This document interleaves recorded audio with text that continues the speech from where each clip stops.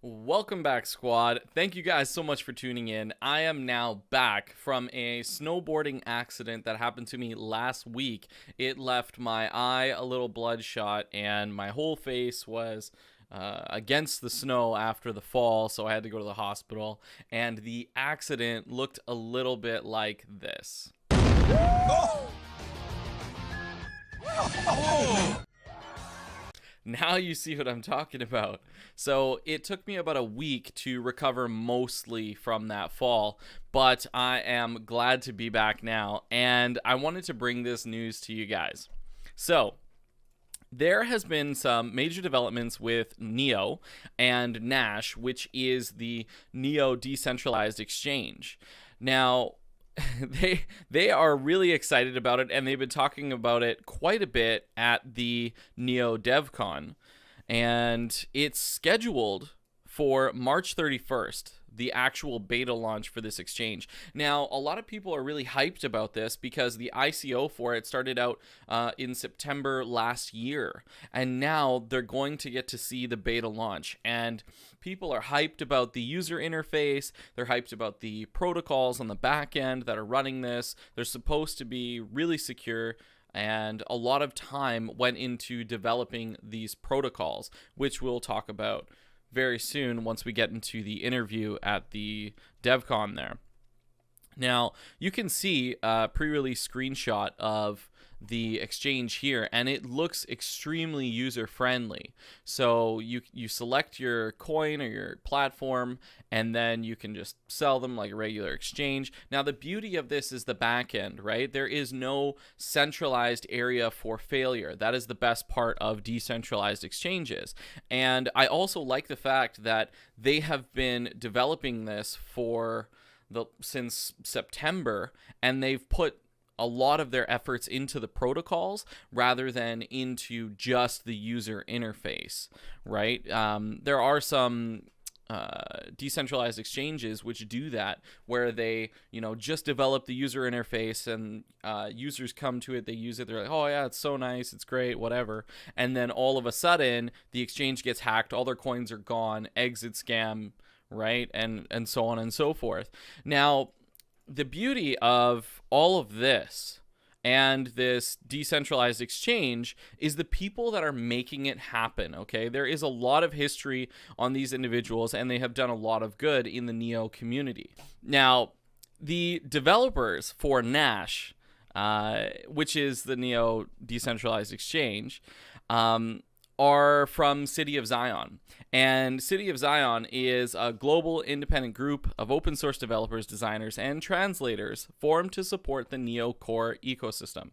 So they have been there from the get-go, and they're one of the biggest groups for developers on the NEO platform.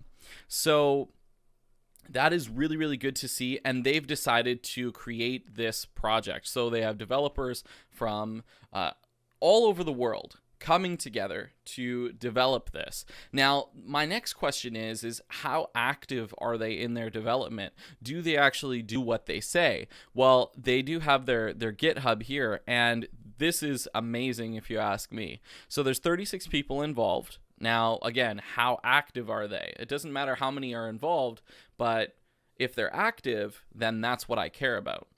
So if we look here, you can see these things were updated very, very recently. So NEO Debugger Tools, updated 4 hours ago. GoNode and Software Developer Kit for the NEO blockchain, updated 8 hours ago.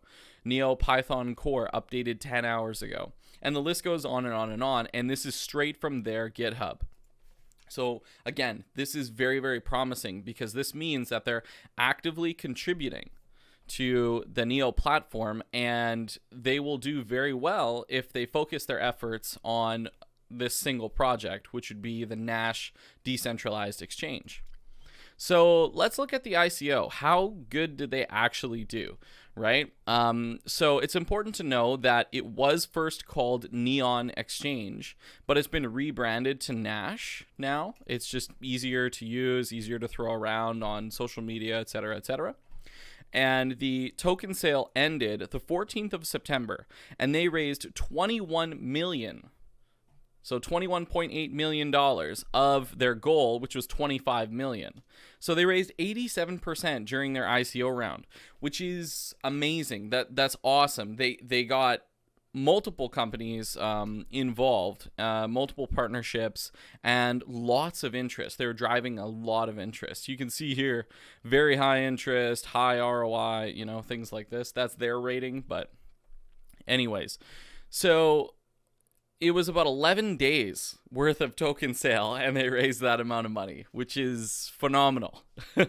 They're doing really well. Now, the interview that we are about to watch, we're about to watch some portions that I found really interesting of the interview, anyways, is for Fabio.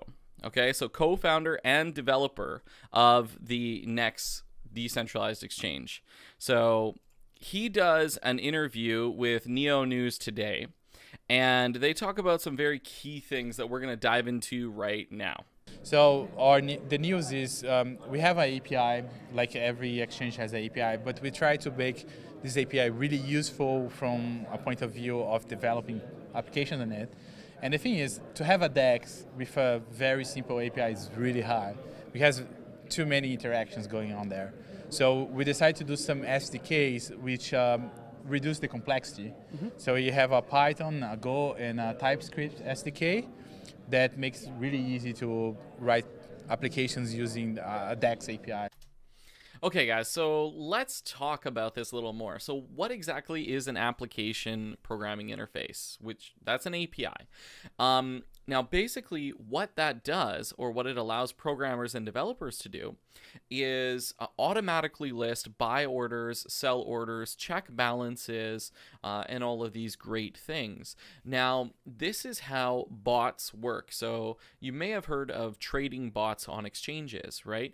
And if you have a trading bot, you can use the API calls to automatically set buy orders, sell orders, buy walls, sell walls, all of these great things. Now, big investors, they do not do their trades normally by themselves. They generally use bots that have specific limitations on price fluctuation. So they set limitations within their trading bot, and then that trading bot uses application calls using the API, and that is how you do your automatic trading, especially when you have a large amount of money that you're moving back and forth. Having the functionality with TypeScript SDK, a Go SDK, and a Python SDK allows a lot more money to get involved into this exchange, because if there is bot functionality involved, that means that a lot more money can be put on this exchange and be managed efficiently and effectively. At Nash, the most critical things we are building is the protocols. Is all this complexity of trading without taking custody of the assets. So now that we have that ready, we have like a minimal UI that we want people to try it. So I hope it changes a lot. So I think the best part about that portion of the interview is that he said the majority of the development is going into the protocols. So that's why it took so long from September up until now, is that they needed to ensure that they were working effectively and securely. So that is huge from an investor standpoint. We have to look at that and say, hey, they're putting their effort into the things that actually matter.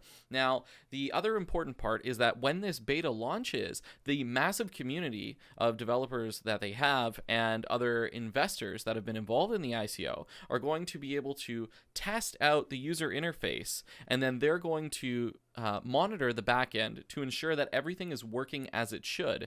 And if any bugs are identified, then they're going to fix that and then move on to the next portion of the beta. Now, with that said, if you guys want to know more about the Nash Exchange, you totally can find out more at the nash.io site. So here they talk about everything in regards to the user interface, the company compliance, careers, the exchange token, and all of these wicked features that are going to be coming. And you can also find them on Twitter, where they have the Neo DevCon interview that I was just showing previously in this video. So there you have it, guys. If you have any questions about this video, let me know in the comments below, and be sure to like, subscribe if you enjoyed the content. I really appreciate that. So thank you guys so much for tuning in, and as always, stay regular.